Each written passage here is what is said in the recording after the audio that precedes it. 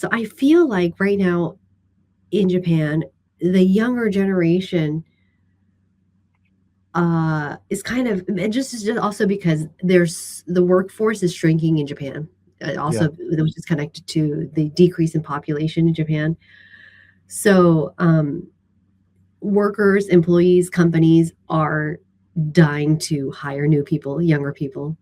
And so the younger people have the upper hand, and they're the ones who are calling the shots.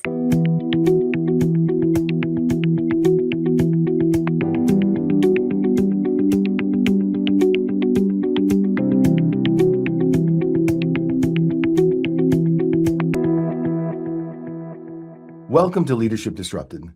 Today is a really special day for us because, as those of you who listen to the podcast regularly know, I'm always interested in different points of view, different perspectives, different experiences as it relates to life, living, leadership, the world of work. And today we have with us Maya Konishi. And Maya is a Japanese English translator. She lives in Japan. But has lots of life experience and language experience in the U.S. So she truly is someone I would view as bicultural, who truly embodies both the Western culture and the Japanese culture, and is going to help guide us through not just the classic differences. I think we've all heard many of the common perceived differences between the Japanese and Western culture. We'll talk about that a bit. We'll talk about Maya's experience a bit, but I'm really interested in hearing more from Maya about what's happening in the world of work in Japan, and are we seeing some of the same shifts and changes and disruptions that are occurring in the Western world? Are we seeing that happening in Japan as well? So we'll explore all of that. But before we get into that, Maya, first of all, welcome to the Leadership Disrupted podcast. It's great to have you here. Hello, thank you so much for having me. I'm really Um, excited. Excellent. So, can you maybe give us a bit about your background, just to kind of get Sure. us started, and then we'll Yep. dive right into the conversation? Okay, so I think you've already done such a great job introducing who I am, but just to give you more information, I was born in Japan, and my parents are both Japanese. But because of my father's work, when I was 5 years old, I moved to Charlotte, North Carolina. And that's kind of the first time I was exposed to American culture.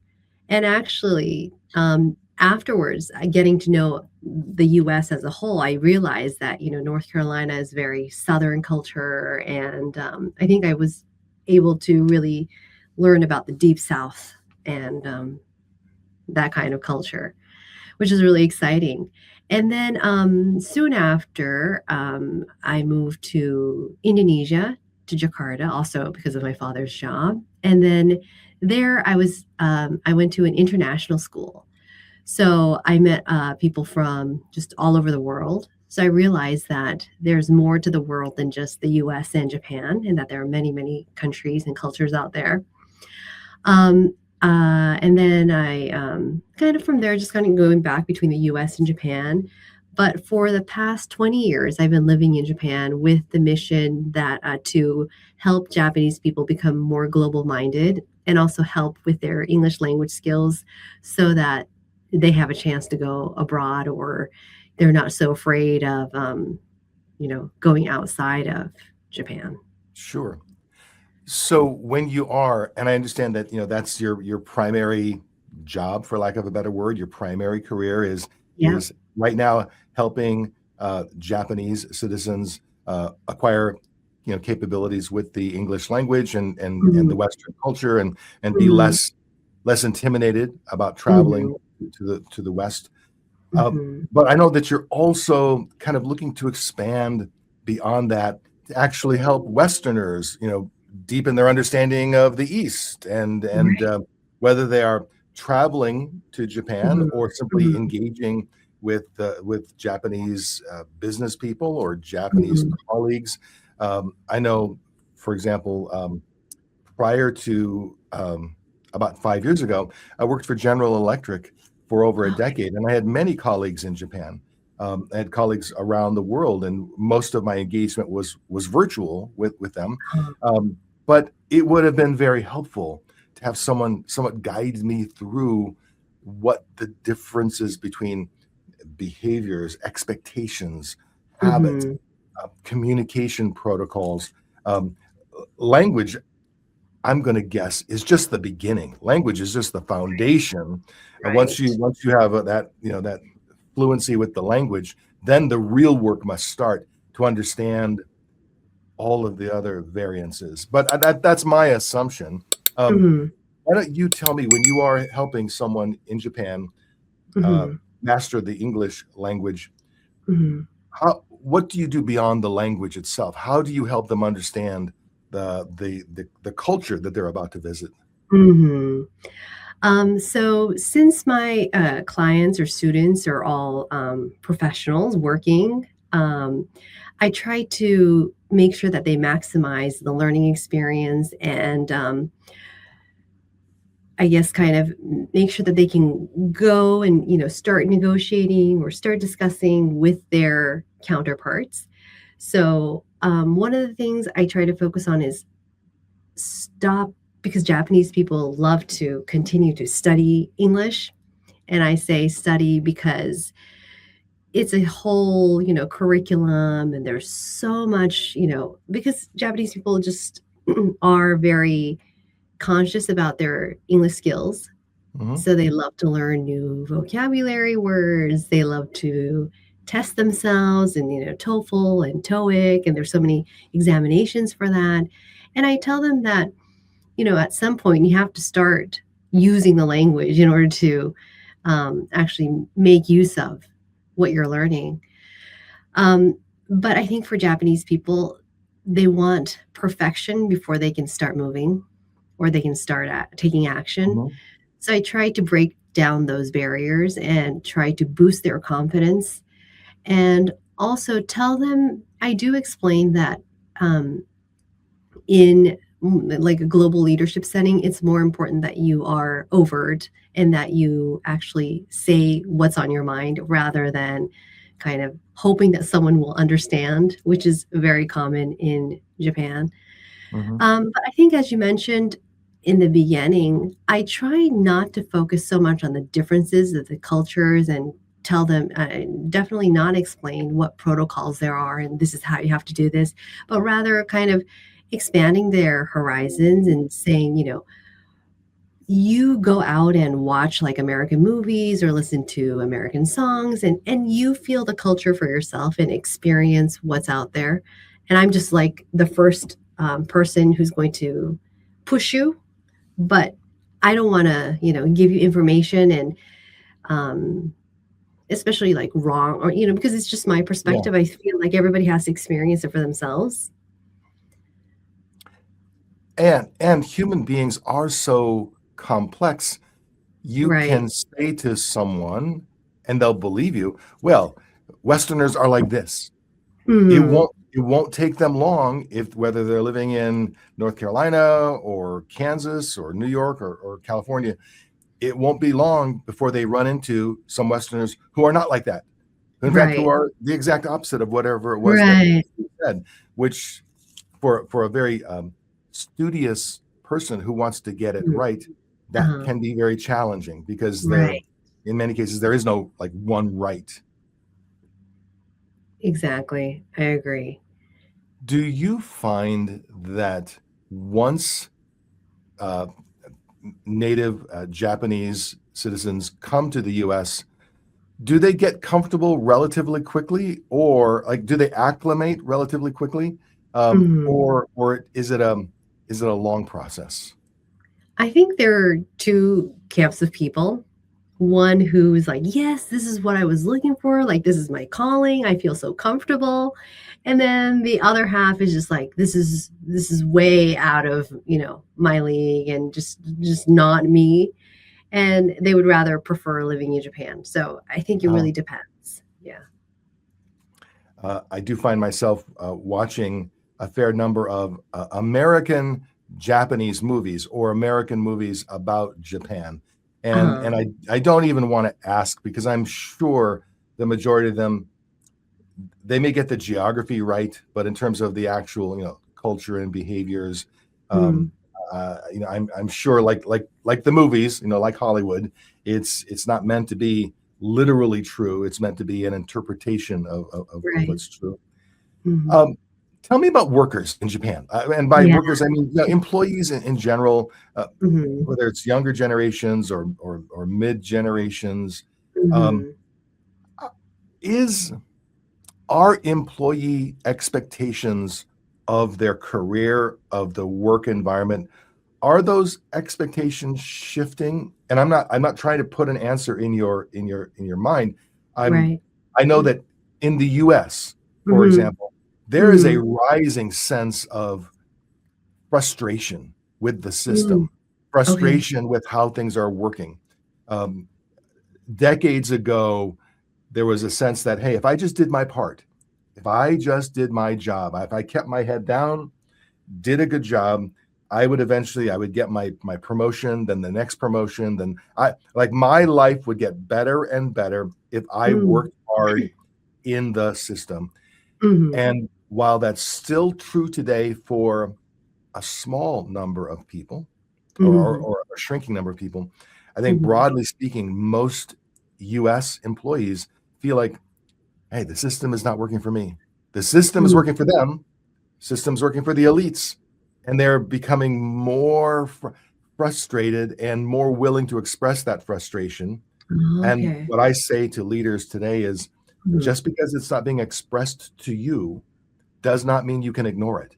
If your employees, if they have this burgeoning frustration, Mhm. understand that is in their psyche, and that has to be a part of how you lead them, how you understand Mhm. how to lead them.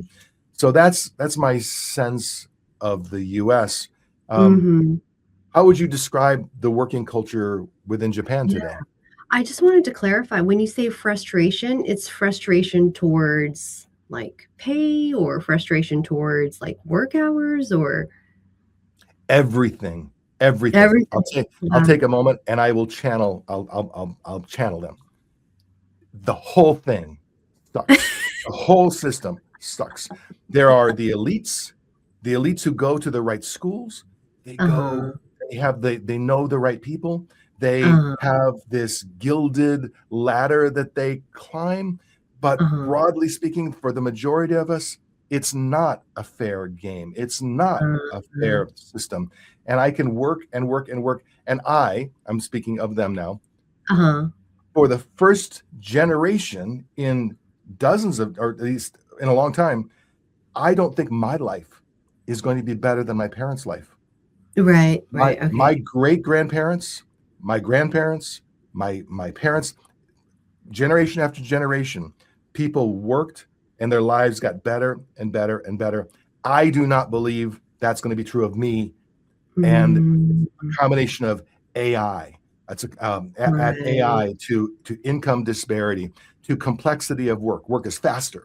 Work is more complicated. To a variety of factors that are disrupting communication, over communication. We are awash with information and misinformation. I get Mhm, 200 emails a day that I'm trying to respond to. There's just too much happening. So we have mhm, employees who feel overloaded, mhm. burdened, unfair, and not likely to succeed. Now, for some of them, they keep it on the inside, and Mhm, they still kind of play the game. They're still mhm, happy, happy, happy workers in the workplace, mhm, but a growing percentage of them are not keeping it inside any longer. A growing percentage mhm. are letting it out. So I'm sorry that I just unloaded a bunch on you, but that's that. When I say there's a sense of disruption Uh-huh. amongst many American workers, that's what I mean. Now, would you say in Japan Mhm. today, workers are Are still like that? they go to work, they do their job, and they assume Mhm. if they do their part, the system will do its part, and life will be good. Life will be okay. Um, I think so. I was okay. I didn't feel like that is the exact same situation in Japan because I feel like in the current Japanese workforce, one of the major topics is um, harassment, from the like managerial Uh-huh. to downwards. So, like, I think the word harassment started with sexual harassment. But right now, there are just so many types of harassment that are being talked about, like, um, for example, there's so many silly ones as well. Like, if you did not, or if you did put a period after the sentence, like the younger generation feels like it's like a stronger like demand, or that the sentence feels too strong Uh-huh. for their liking. So they call that a type of harassment. Or, yeah, or if the senior employee is too strict on the younger employee, then Mhm. that is also another type of harassment. So I feel like right now in Japan, the younger generation is kind of, and just also because there's the workforce is shrinking in Japan. Yeah. Also, which is connected to the decrease in population in Japan. So workers, employees, companies are dying to hire new people, younger people. And so the younger people have the upper hand, and they're the ones who are calling the shots. I have to tell you, I love hearing that. Now that's, I'm not of that generation, but Uh-huh. to hear that younger employees are feeling more empowered to advocate for themselves, and even if they might go a bit overboard, by Mhm. interpreting a period as being that's a harassing period because you're making a bold statement. And we experienced, a similar version of those kinds of things here in the Uh-huh. U.S. Okay. But what it does tell me is that um, younger employees are feeling a little bit of power. They're feeling a little bit of Mhm. will, ability to Mhm. advocate for themselves. And what I experience with leaders in the U.S. is some leaders cannot stand this. That Mm. because their positional power is fading away. Their Right. hierarchical power is getting Yeah. lighter and lighter. And Yeah. so what I see two different paths. I see some leaders Uh-huh. deciding that they will have to get heavier. They will Yeah. get more, they will pound their fist on the desk. They will drive compliance. They will Uh-huh. drive their projects. They will drive, drive, drive. And then they Mhm. get frustrated because even when they manage to produce results, employees leave them. Employees, Mhm. go elsewhere. Yeah. What I think there's a newer kind of leader who Mhm. understands the lightness of leading, Mhm. that you can, with a lighter touch, you can lead Yeah. very deeply. You Mhm. can you can build deep emotional connections with your employees. You can build deep loyalty. You can matter deeply to them Mhm. with more of a light touch. But Mhm. that requires a lot of skills. It's not just hands off. It's not like a light touch where, oh, I'm just going to let them do what they're going to do. No, Yeah. it's an engaged touch, but it's Right. very nuanced and subtle and light. And I think I think many leaders are struggling with how to evolve toward being a bit more of that light type of leader, and, Yes. and still drive the results because they're Right. still accountable for driving results. Um, Right. so when you engage with leaders in Mhm. Japan, Mhm. 'cause I'm sure you got leaders who might be coming to the West for business, or maybe Mhm. engaging virtually. Maybe they're in virtual meetings, with Mhm. Westerners for business. Um, uh, do you have, I guess, any sense of the most common challenges that Japanese business people might have with Western colleagues, or vice versa, challenges Western colleagues might have with Japanese? Mhm. I think people who work with Westerners would be mainly people who work for a global company, Sure. such as like IT companies or consulting companies that have a global outreach. I think people who do work for those companies kind of understand Western culture to an extent, so Mhm. they've kind of learned how to adjust to that. But that's a very small number of Japanese people. The majority of Japanese people have never worked with a Westerner. And maybe just a couple of years ago, it's like they've never like come in contact with Westerners. Yeah. But just because Japan is just seeing a huge influx of tourists from all over the world right now, I think this is like the first time people are actually like doing business with business, I mean, like, you know, hotel or restaurant or that kind of. Mhm. I feel like Japanese people have become a lot stronger and a lot more vocal than before. That makes sense. I know a lot of us, because of social media, we may Um, think that we understand Japan. I have a 27-year-old son here in the U.S. mm.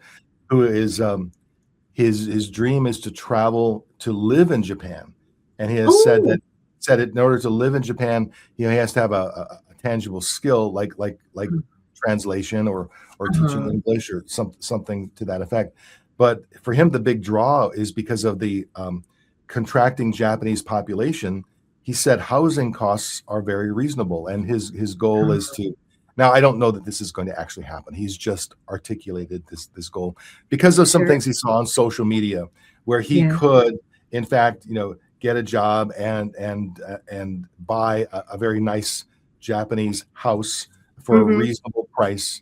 And so now he, because of social media, he thinks he knows Japan. I doubt that he really knows Japan. I'm sure he would have many surprises, if he actually traveled and lived there. What are some of the things that surprise Westerners about the Japanese culture? Probably the fact that Westerners think that Japanese people are very polite and very nice. However, if you were to live here, I think it would be a different Uh-huh. situation because I think if for short term stay, people would be like, well, because you're going to be leaving in a couple of days, we're going to be very nice to you. But then if you were to live here, I think there would be a lot of like, you are not a part of us kind of mentality. Uh-huh. So, really trying to establish yourself, I think, is um, quite difficult. And probably learning the language would be one way to kind of penetrate that wall. So I think they're not as kind and polite as they first seem, I think would be Okay. a big surprise. Um, Yeah. Because when there's I go to the West, I feel like Americans are so nice, they will hold the door open for you or, they will say hello to you or, I feel and they actually I feel like they watch out for other people and there's a lot of communication even though you don't really know the person. In Japan, it's like especially in Tokyo, you would never talk to a stranger and it's very like quiet. It's actually very quiet, no uh-huh. talking and yeah. So that might be I a surprise. I I think you may be right. Although Americans in their own ways are or can be just as judgmental, just as Mm. separating out. Right. They That's may true. they may cover it up differently, Yeah. but I agree with you. In general, when I walk out in the world, most of the time, even in New York City, even in the heart of Los Angeles, generally people are overtly friendly. I mean, they Mhm. will make eye contact, they will smile, they will talk and answer questions or whatever. Um, Generally speaking, and Mhm. um, so in your work, in terms Mhm. of trends, Like teaching I guess English. do you work as a translator as well, or is it just primarily helping Japanese learn to Yeah. speak English? I do translation. I have that was, like, my initial, career, so I have done that. I also do, like, hosting events, like, international events, but my main job and passion is, teaching Mhm. English. Um, How is AI impacting the Japanese work world right now? What's your sense of that? Okay, that's a great question. So number one, I feel like, all these IT ideas and innovations are born in the US, I think. So there is always kind of a time lag for it to reach Mhm. Japan. However, um, it's very common that you would see, like even my mother uses ChatGPT. So, I think that's how much Yeah. people are now use AI. Um, and I feel like in Japan, it's kind of like you are rewarded if you use AI, and companies want to see people experimenting with AI. But Japanese people are very cautious, so they um, they they're like there are lots of protocols that you have to follow Mhm. when you do use AI, and then the security issue is a huge part of it. So I think it's like very gradual, and I think compared to the U.S., it's probably like 2 or 3 years behind in terms of where we are. But yeah, and I think there's just still a lot of confusion about like are some companies say like no AI at all, some companies are like pushing AI, so there's no real like this is the way to do it yet. I think people are still like experimenting. So one of my perceptions has been that in Japan, there's when it comes to robotics, that Mm, the Japanese people in general have been much more like forward leaning in yeah, terms of leveraging robotics than in the U.S. that's true. For Yeah. some reason in the U.S. we have definitely put our hands up. Like we're I mean we're advancing or we're Mhm, moving forward, but mhm, I've read plenty of stories about workers the U.S. workplaces when they see jobs being replaced by robots. mhm, Um, Going out of their way to sabotage those robots, or kick mm, them down the stairs, or do something uh, that, uh-huh, that gets in the way of the robotics. But it seems uh-huh. like in Japan, at least from the media. Again, Yeah, most of my perception comes from media. Is that there's much more forward leaning and yeah, comfort with robotics. yeah, Is that true? yeah. I agree. I agree. I think just because Japan started, it's stronger in hardware. So I Hmm. think Japanese people are more interested in hardware. So there are lots of robots actually out in the town about. So Uh-huh. like if you go to a restaurant, there may be a waiter and waitress, but then there's also kind of like a robot that's like bringing your food, and robots like kind of like taking your order, Hmm. or if you check in at a hotel, maybe you're talking to a robot, or a security, like a security robot that's like taking videos like throughout the night. And I think, yeah, we're just we don't touch the robot doesn't attack us or Hmm. anything, and yeah, we live harmoniously with robots, I feel. I do think there's likely to be this convergence of robotics and AI, coming in the next Yes. 3, 5, 10 years, where Yeah. we will either experience the hybrid benefits of both, Uh-huh. or the hybrid detriments. As the Yep. robots get smarter, as the Yeah. AI is able to actually do things in the world and not just process data. That will certainly be interesting. Um, how are you seeing your own personal career progress? Like what are you like? What's the next phase of your career for you, Maya? Okay. Um, so over it's been 15 years since I've been working for my current company. And 3 years ago, I became the CEO of my company. And throughout my experience helping Japanese people go abroad, and kind of like the what we've been talking about today, there are lots of things that I've been noticing about, the cultural difference, but then actually like the similarity of all human beings anywhere. And I feel like there's something that I can say and convey to the world. And I'm Mhm. actually still working on what that message might be. But then trying to kind of go global is my big mission. And I think maybe the first step would be like to publish an English book in like the US market and European market and see where that will take me.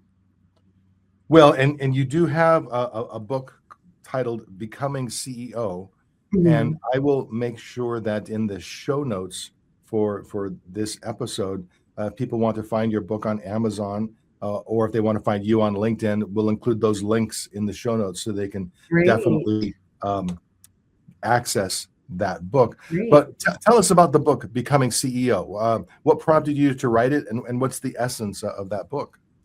Um, so I used to work in investment banking, kind of like a Japanese version of Wall Street. And I realized that I wasn't really happy with my job and that this was not the way I wanted to live. So I kind of listened to my inner voice and I decided to quit and really pursue my passion of teaching English and um, helping Japanese people go global. Hmm. And I talk about the transition, now that I, talk about this episode, it all seems really simple, but as you can understand, in Japanese culture, actually about 20 years ago, it really wasn't common to just quit your job. And most people, stay with one company throughout their life. That was like Hmm. the norm back then. So I think it was very difficult to convince my parents that I would be quitting my job. So I actually didn't tell them until I did. Um, and also kind of, really listening to my calling because now that I've established myself as an English educator, teaching English in Japan is more like, oh, like that Westerner would sit at a cafe and, make a couple of bucks, but it wasn't really like a formal occupation. Yeah. So I really had to follow my instinct and say that this is what I really wanted to do, and that I could actually create a career out of it. So I think kind of believing myself and taking that first step and resigning from the finance job that which was Hmm. steady, good income. And I talk about the challenges and kind of what I went through and how I came out of it, how much I've grown and then just kind of a message to people out there who are struggling in their life, who don't know what their career could be, or they're not really happy with what they're doing right now. Kind of like a message to actually, you know, say that you should follow your instincts because, yeah, why not? Well, while it's not an easy path, we do live in a world where even if the system isn't fair, even if Yeah. the system is in some ways rigged, even if Mhm. all of those barriers exist, there are also opportunities, there are technologies, there are people. We do live in a very um, complicated world with lots of levers potentially to pull. So I think for any individual person, I would recommend that they get out into the world, they Mhm. become of the world, they Mhm. master AI, master Mhm. writing and speaking, master all of these skills, and then leverage them in your unique way to Mhm. generate whatever outcome it is that you want to generate. Um, I'm going to ask you a hard question, and this is Mhm. not a fair question, um, but it's I feel compelled to ask it. There's a theory, and I don't remember the name of the theory, but the theory is essentially that the language of a culture is not only an expression of that culture, but in many ways, the language itself, the way it's structured, wires the brains of those people in that culture. For example, Yep. Germans. So the Mhm. German language, the part of this theory is the German language itself is structured in a certain way, is so that if you grow up learning German, your brain becomes wired in a certain Mhm. way. And, Mhm. and the same would be true whether it's Japanese or Mhm. Cantonese or English or Mhm. Spanish, whatever it might be. Um, do you have a sense that Japanese people fundamentally are wired differently than Americans or Germans or others? And I'm not saying there is a right or wrong answer. I'm just Mhm. trying to get a sense of, It Mhm. is the variance, is the difference a surface difference, like Mhm. fundamentally the same, but culturally, expressed in a different way? Or do you have a sense that at some very fundamental levels, there are Mhm. distinct differences? I know it's not a fair question, No, but I love the question. Just because I went to grad school and I have a master's in linguistics, I think the theory ah, that you're referring to is the Sapir-Whorf theory. yes, yes. Excellent. So, yeah, I love talking about this. So, I'm very happy that you are asking me this.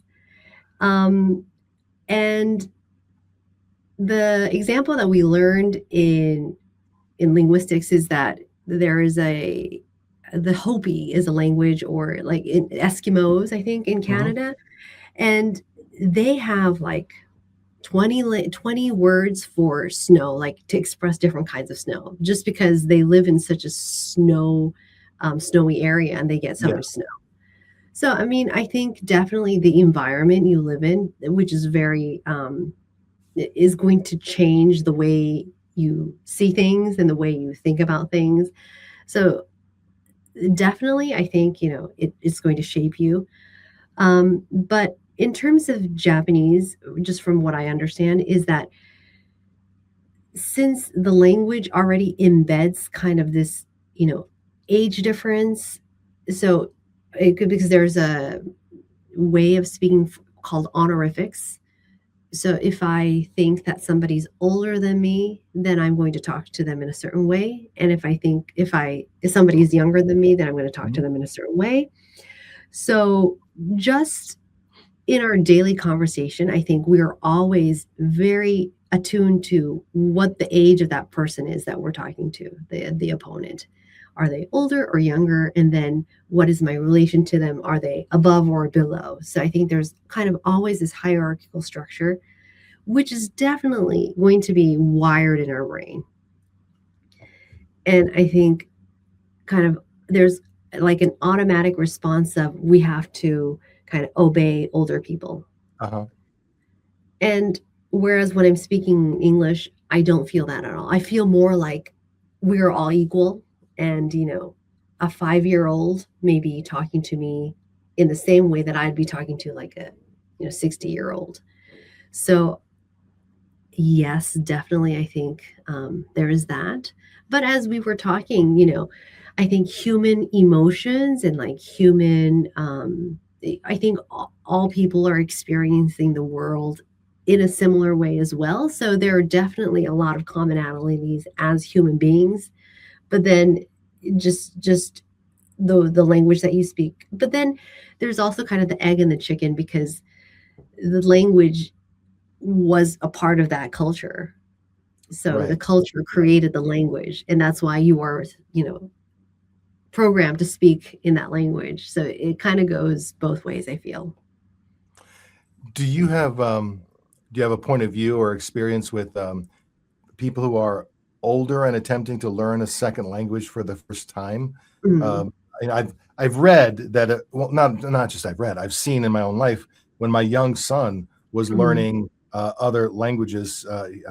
He learned Hebrew, he learned Latin, he mhm, learned other languages. It came to him very quickly, mhm. and then I'm convinced to this day that it really helped his wiring. Like he's like from a Yeah, verbal and a communication standpoint, he's mhm. very wired in. Uh, but for me, in my 60s, attempting to learn a new language, I've tried a couple of times. I've tried to learn Norwegian. Wow. It's not easy. It's I and of course and I haven't really given it my full effort, but Right, right. it has not come easy to learn Mhm. Norwegian. Um, is that more of a mindset, or is that literally true that it's harder as you age to learn Yeah, a new so the language? theory is, you have to learn a second language until you turn 10 to become bilingual or actually like a native speaker in that language. Okay. So if pass that age, then it's going to be much, much more difficult. And the Because reason is it's kind of like just how humans age, but when we are born, our brains have the capability of learning any any language, any culture. Hmm. So the brain is like a sponge.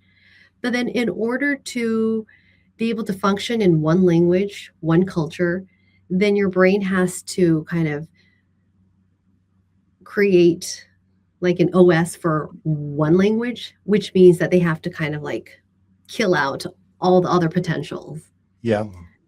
which means that because you are able to function in one language means that you cannot function in other languages.